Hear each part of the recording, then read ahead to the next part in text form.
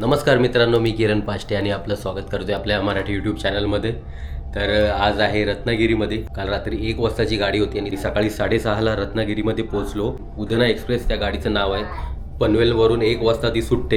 एकदम बेस्ट पडते, कारण काय रात्रीचा प्रवास करून डायरेक्ट आपण सकाळी डायरेक्ट फिरायलाच येऊ शकतो. गाडीमध्ये जे काही झोप वगैरे करू शकतो, कारण दिवस फुकट जात नाही सकाळी निघालो तर. म्हणून मी नेहमी रात्रीचाच प्रवास करतो, ते बरं पडतं. आणि आज पूर्ण रत्नागिरी आपल्याला एक्सप्लोअर करायचे. सगळ्यात पहिलं तर जातोय आपण कशेळी बीचला. 3 वर्षात 3दा आलोय रत्नागिरीमध्ये आणि कशेळी बीचला 3ऱ्यांदा चाललोय पुन्हा. तर चला बघूया रस्ता कसा असणार आहे आणि किती वेळ लागतोय. रत्नागिरी सिटीमध्ये आहे आणि सगळीकडेच कामं चालू आहेत.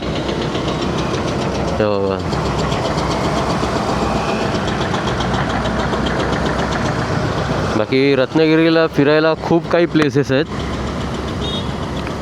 आणि जर ठरवलं तुम्ही ते एका दिवसात पण सगळे प्लेस कवर करू शकता. आणि रत्नागिरी सिटीपासून कशेळी बीच कमीत कमी 1.25 तासावर आहे.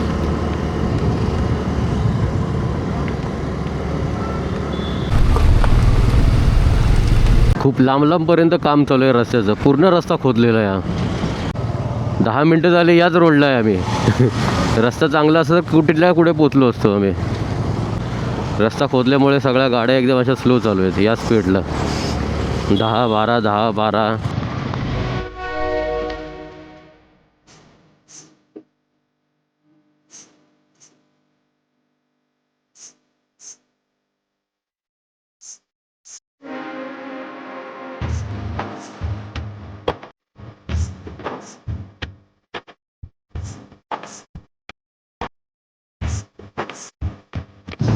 त्या बाजूला भाटे समुद्र किनारा आहे.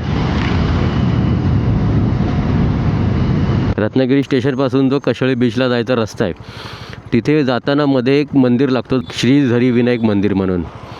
आणि रत्नागिरी एक्सप्लोर करण्याच्या दिवसामध्ये हा मंदिर पण मी काउंट केलेलं. तर चला भेट देऊया आपण आणि गणपतीचं पहिलं दर्शन घेऊ. रत्नागिरीमध्ये मी ही गाडी हायर केली. रत्नागिरी स्टेशनच्या जवळच आहे, 5 मिनटाच्या अंतरावरती त्यांचं घर. तिथून तुम्ही गाडी तुम्हाला पाहिजे तेव्हा तुम्ही हायर करू शकता. चार्जेस प्रत्येक गाडीवर डिपेंड असतात. ॲक्टिवा, ज्युपिटर वगैरे त्याप्रमाणे असतात. तुम्ही चार्जेस विचारून बघा. मी खाली नंबर मेन्शन करतो आहे. कधी फिरायला आलात तर नक्कीच कॉन्टॅक्ट करू शकता. 1930मध्ये घनश्याम भाटकर यांना ही मूर्ती मिळाली होती. त्यानंतर त्यांनी या मूर्तीवर कोरीव काम करून त्याला एकदम गणपतीच्या मूर्तीमध्ये आकार दिला. या गणपतीच्या मूर्तीच्या पायाच्या इथून वर्षभर पाणी वाहत राहतं, म्हणूनच याला झरी विनायक असं नाव देण्यात आलं आहे. आणि जे तुम्ही बाहेर पाणी बघताय ते याच गणपतीच्या मूर्तीपासून आलेलं आहे.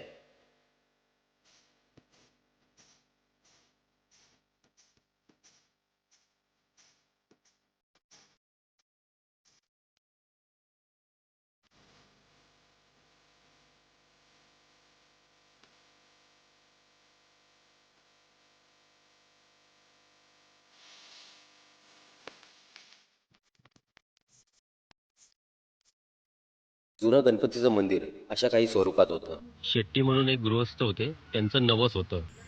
तर त्यांचं नवस पूर्ण झाल्यामुळे त्यांनी हे मंदिर बांधून दिलं अजून चांगल्या स्वरूपात. आणि हे सगळं दगड बाहेरून आलेलं आहे केरळमधून आणि कमीत कमी 2.5 कोटी रुपये खर्च झाला आहे हे मंदिर बांधायला. म्हणजे हे त्यांनी स्वतः दिलेलं आहे नवस पूर्ण झाल्यामुळे.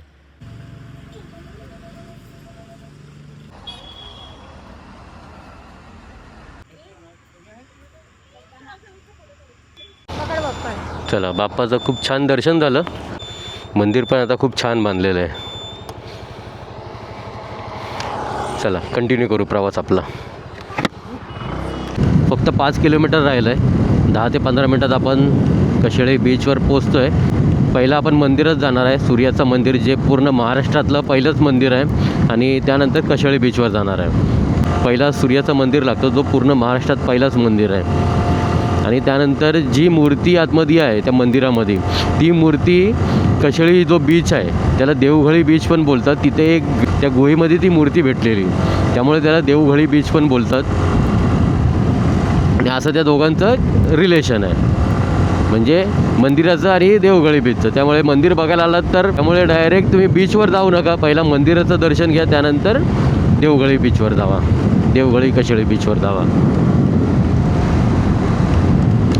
आणि हा लोकेशन पहिला यासाठी निवडला की हाच लोकेशन एकदम अपोजिट साईडला आहे, बाकीचे सगळे वेगवेगळ्या साईडला आहेत. आरेवारे वगैरे असे काही स्पॉट आहेत ना, आरेवारे त्यानंतर मॅजिक गार्डन असे काही स्पॉट आहेत ते फक्त गणपतीपुळेच्या साईडला आहेत. आणि त्यानंतर रत्नागिरीमध्ये टिळकांचं जन्मस्थान, त्यानंतर फिश म्युझियम असे काही 5-6 स्पॉट आहेत ते प्रॉपर रत्नागिरीमध्ये आहेत. आणि हा फक्त स्पॉट एकदम अपोजिट साईडला आहे आणि हा मला मेन बघायचा होता पुन्हा. त्यामुळे बोललो पहिला हाच कंप्लीट करून टाकू, त्यानंतर बाकीचे जवळ आहेत ते कवर होतीलच.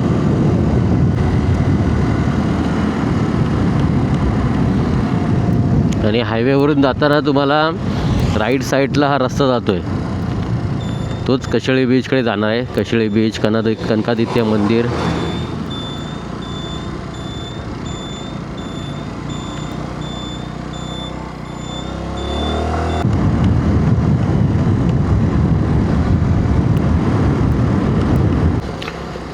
मंदिरापर्यंत जाण्याचा रस्ता एका छोट्या गावातून जातो.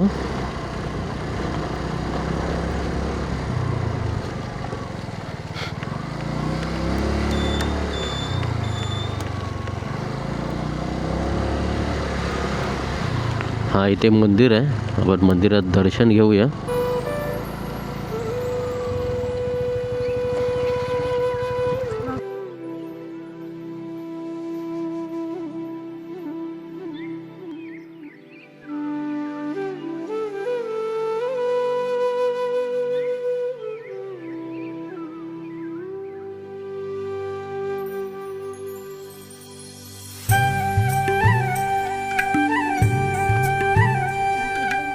इथे काकांचं ना शॉप असायचं, सगळं त्यांच्याकडे खायचं पदार्थ वगैरे मिळायचे.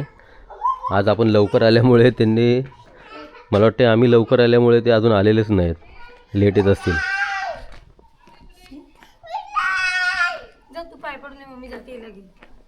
आजूबाजूला 3 ते 4 देवांचे मंदिर आहेत. म्हणजे इथे शंकर आहे, इथे आर्यादुर्ग आहे, तिकडे एक मंदिर आहे.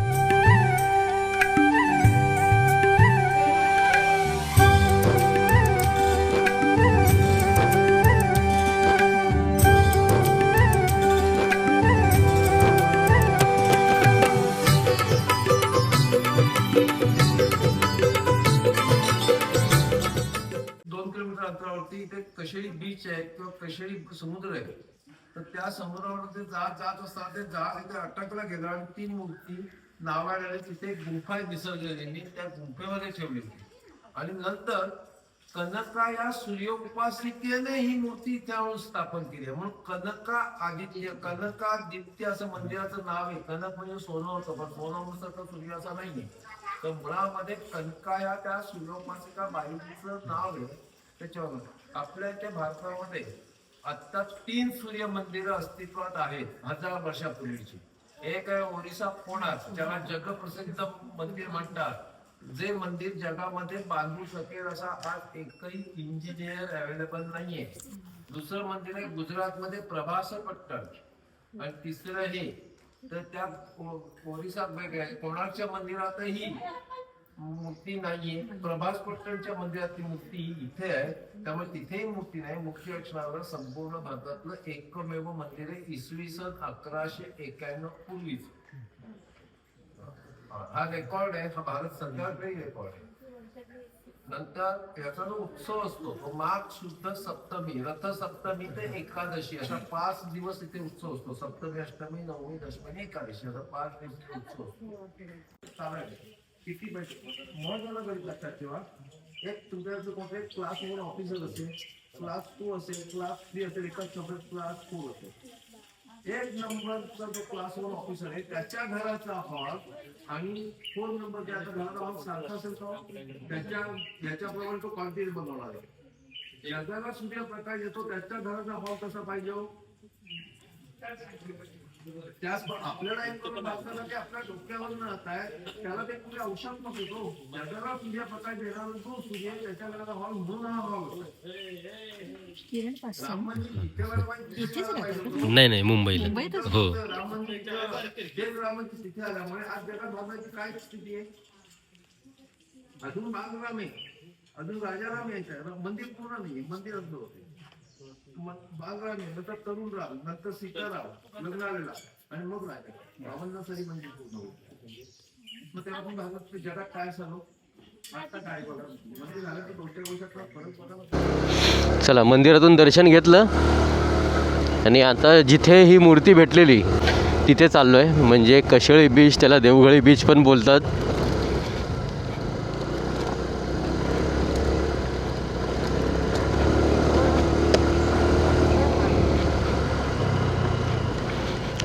काका कशेळी बीच सरळ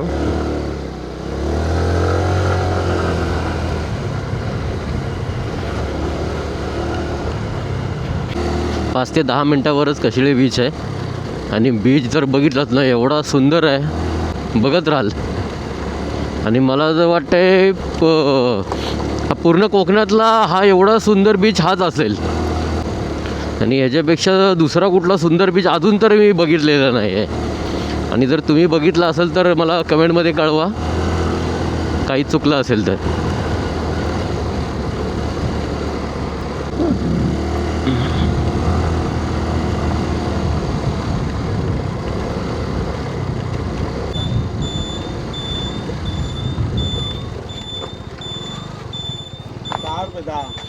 पुढं जायचे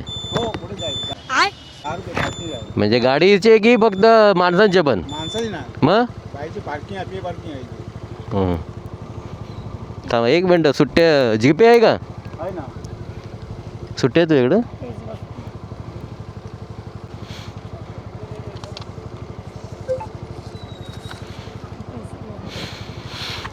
आधी पार्किंग वगैरे काही नव्हती. जेव्हा आम्ही 3 वर्षापूर्वी आलेलो ना, पूर्ण बीचवर आम्हीच होतो.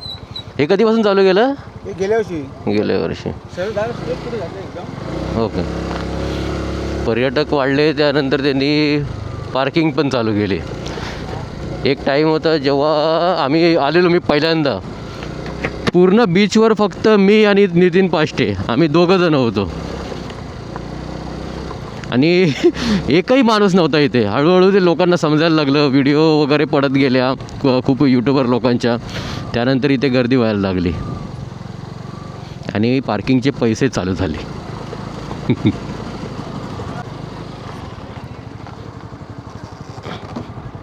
त्यानंतर जेव्हा जेव्हा रत्नागिरी चालू आहे ना, कशेळी बीचला न भेटता गेलोच नाही आहे. व्ह्यू बघा कसला खतरनाक आहे.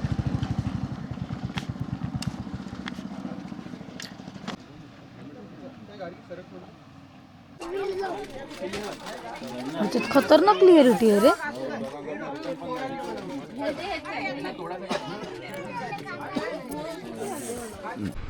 तिथे आम्ही मागच्या वेळी कॅम्पिंग केलेली, नितीन पाष्टे आणि मी. आणि तुम्हाला एवढ्या पायऱ्या उतरून खाली जावं लागतं, कमीत कमी 10 ते 15 मिनटं उतरावं लागतं तिथपर्यंत जायला. पण जाताना काय वाटणार नाही, पण येताना एवढा दम लागेल. जर तुम्ही सामान घेऊन आलात तर सांगूच नका, खूप दमणार.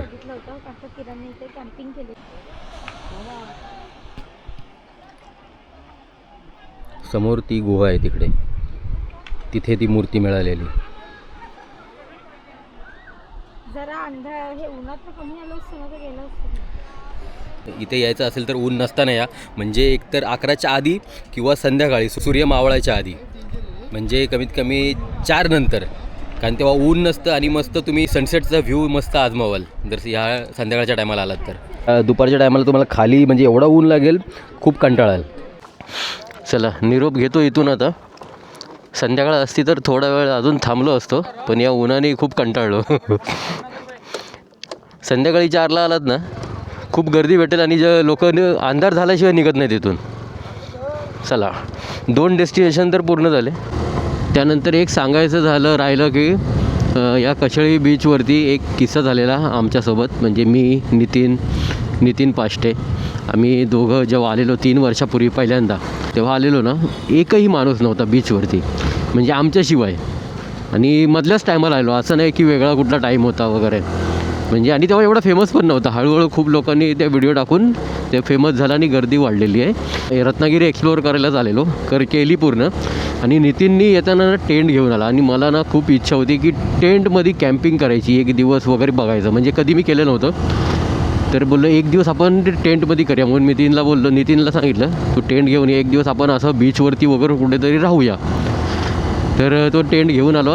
आम्ही पहिल्या दिवशी आलो ना कशेळी बीचलाच आलो आणि जिथे तो स्पॉट दाखवला मधला, जिथे आम्ही मगाशी सांगितलं आम्ही इथे कॅम्पिंग केलेली, तिथे आम्ही रात्री टेंट टाकला. म्हणजे आणि तिथेच बाजूला एक चिकनचं म्हणजे थाळी वगैरे भेटायची, चिकन थाळी वगैरे. तर तिथे आम्ही ऑर्डर दिली रात्री जेवायची. म्हणजे त्यांना 8 वाजता सांगितलं आम्ही येतो म्हणून. आम्ही ऑर्डर देऊन ठेवली, पैसे देऊन ठेवलेले, त्यामुळे त्यांनी जेवण आमचं रेडी केलेलं. त्यामुळे आम्ही फिरून वगैरे आलो, तिथे जेवलो, टेंट टाकला आणि झोपलो. टेंटला 2 असे दरवाजे असतात. एक तर मागच्या साईडला खिडकी असते म्हणजे मागून बघायचं असतं, आणि समोर असतो तो दरवाजा ज्याच्यातून बाहेर पडायचं असतं. आणि असा हॉरर किस्सा माझ्यासोबत घडलेला, पण आम्हाला काही झालं नाही त्याच्यामध्ये, किंवा तो जे कोण होता ते चांगला सोल असेल, आम्हाला त्रास नाही झाला. रात्री 3 वाजल्याच्या टायमाला 3-3:30च्या टायमाला ना नितीनला आणि मला एकाच टायमाला जाग आली. म्हणजे आमचा जो टेंट होता ना त्याच्यावरती कुणीतरी असा टॅप केला पटकन, असा टॅप करतो ना हाताने, असा टॅप केल्यासारखा फील झाला मला. आणि दोघांना एकाच टायमाला जाग आली, दोघेही उठलो. तर मी होतो मी होतो म्हणजे समोर दरवाजा, मी लेफ्ट साईडला असं झोपलेलो, नितीन राईट साईडला होता आणि दरवाजाकडे आमचे पाय होते आणि तोंड आमचा खिडकीच्या जवळ. तर मी या साईडला असल्यामुळे समोर दरवाजा, तर मला ह्या साईडचं असं क्रॉस दिसत होतं आणि नितीन इकडे असल्यामुळे नितीनला या साईडला क्रॉस दिसत होतं. दोघांना एकाच टायमाला जाग आली आणि मी ह्या साईडला असल्यामुळे मी असं ह्या साईडला माझं लक्ष गेलं लगेच, कारण आम्ही गरम होत होतं त्यामुळे आम्ही तो दरवाजा ओपन करून ठेवलेला. ओपन म्हणजे एक सेफ्टी एक जाळी असते ज्याच्यातून मच्छर येऊ शकत नाहीत, पण आतमधून हवा पास होते. ज्यावेळी टॅप झालं ना पटकन माझं असं लक्ष केलं आणि कोणतरी असं वाकून बघत होता असं मला फील झालं, म्हणजे वाटलंच मला, दिसलं असं. आणि तो लगेच असं मागे गेला, मी माझं लक्ष गेल्या आणि जेव्हा टॅप झालं तेव्हा नितीन बोलतोय ह्याला हे पाखरं व केवढी आहेत असं बोलते. तर मी ऑलरेडी बघितलं कोणतरी आहे, बोललं पाखरं, आणि नितीन ना असा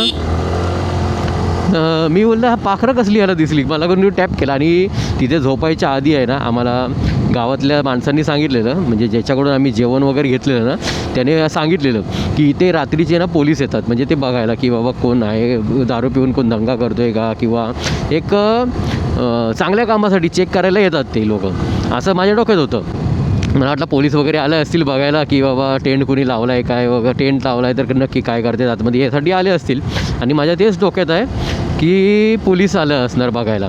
आणि नितीन आहे ना, नितीन जी खिडकी होती ना ज्या साईडला छोटीशी खिडकी असते ती, आणि त्याच्या मागे जी मच्छर येऊ नये फक्त हवा खेळती राहावी अशी खिडकी असते, पण ती छोटी असते. तर नितीन असा त्या खिडकीतून असा बघत बसला आहे मागे, ठीक आहे.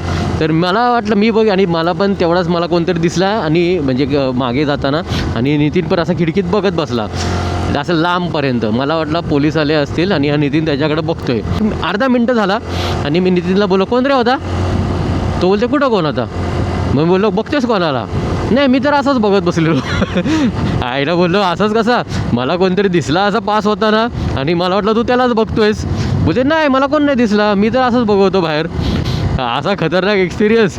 तर म्हणजे आम्ही घाबरलो नाही तिथे, पण अचानक असं काहीतरी झालं. आणि तोपर्यंत अर्ध्या तासात पुन्हा सकाळ पण होणार होती.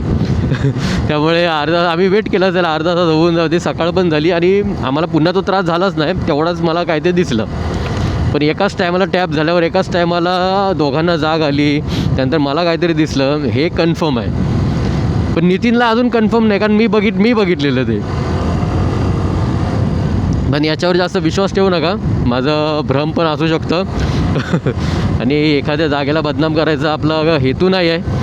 आणि मी आत्तापर्यंत 3 वेळा तिथे जाऊन आलेलो आहे. प्रत्येक कोकणातल्या गावामध्ये राखणदार पण असतात, राखणदार फिरत असतात रात्रीचे, तर ते पण एक देवाचंच रूप बोलतात त्यांना. आणि इथपर्यंत व्हिडिओ कशी वाटली नक्की सांगा. आणि ही कोकण सिरीज आपली कंटिन्यू येत राहणार आहे, म्हणजे कमीत कमी 4 दिवस मी इकडेच आहे. 2 स्पॉट केले, कशेळी बीच आणि त्यानंतर झरे विनायक मंदिर, हे 2 आपले आयटनरीमध्ये होते, ते कवर केले. आता बाकीचे स्पॉट अजून आत्ताशी 1 वाजला आहे, म्हणजे आपल्याकडे 6 वाजेपर्यंत टाईम आहे. आता या 6 वाजेपर्यंत अजून स्पॉट आपण कवर करायचे बघतो आहे. पण ही व्हिडिओ इथे स्टॉप करतो आहे, पुढची व्हिडिओ बघायला विसरू नका. तर ही व्हिडिओ कशी वाटली नक्की सांगा, भेटू पुढच्या व्हिडिओमध्ये.